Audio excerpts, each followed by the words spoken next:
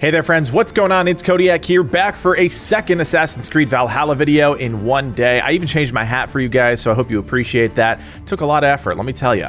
But I'm back for a good reason, because the first big title update for Assassin's Creed Valhalla is literally on our doorstep. Patch 1.1.0.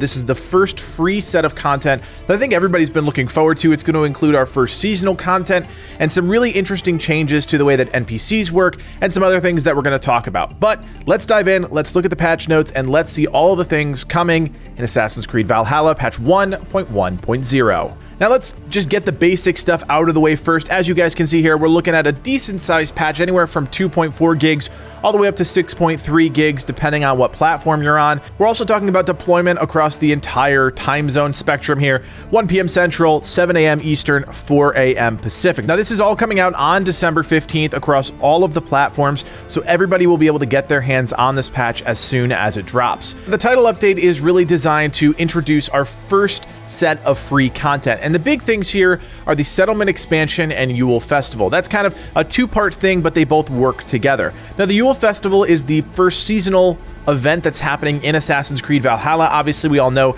it's Christmas time, it's the holidays, so they're injecting that sort of life into Assassin's Creed Valhalla. The Settlement Expansion is really the interesting one here. The Settlement Expansion is happening just east of Ravensthorpe, and that's going to allow for future content, future things they want to inject into the game. Think about it as like Darkmoon Faire in World of Warcraft. You have an area that's designed specifically for events. That's most likely what we're going to see with the Settlement Expansion. Now for the Yule Festival, it's a limited time event. There's going to be several things that players can do, but it's also going to include rewards to obtain. This could be weapons, this could be clothing, this could be settlement things. So we're going to have to keep an eye on that. Of course, we'll have a full guide on the first festival as soon as it launches. Now, a few other important things that are completely unrelated to the actual Settlement Expansion and Yule Festival. Legendary animal trophies will now finally appear in your longhouse. This is something across every platform that has been a mess, has not worked. Excited to finally see all those legendary animals that we kill up on the longhouse. I know a lot of people have been asking for that one. We also have a lot of balancing things here, and this really goes to all those people that, you know, are at the end game and say nothing's hard, nothing's whatever, I'm past all of it.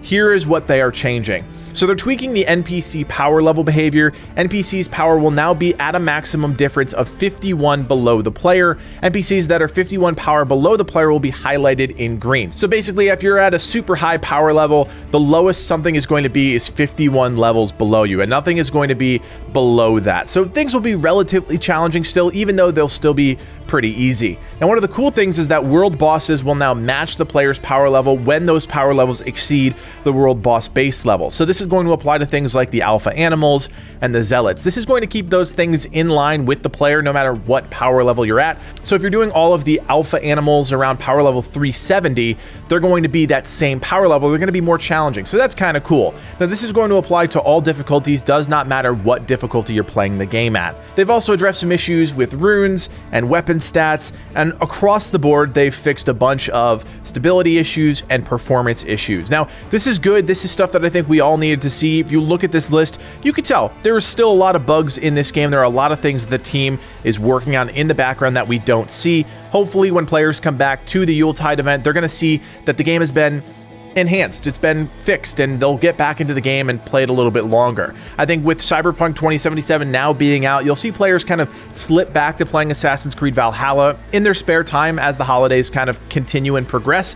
So this is a good time to get people back to Assassin's Creed, check out the new content, and of course, acknowledge the devs for all the hard work that they're doing on the back end to make sure that the performance and the stability of the game is still moving forward. And of course, guys, the Yule Festival will be out on December 15th. If you want more of this type of content and you want guides to the Yule Festival, all the new items that are going to be in the game, don't forget to hit that like button and of course subscribe to Legacy Gaming so you never miss a new video. Thanks for watching. My name is Codiak, and from everyone here at Legacy Gaming, play on.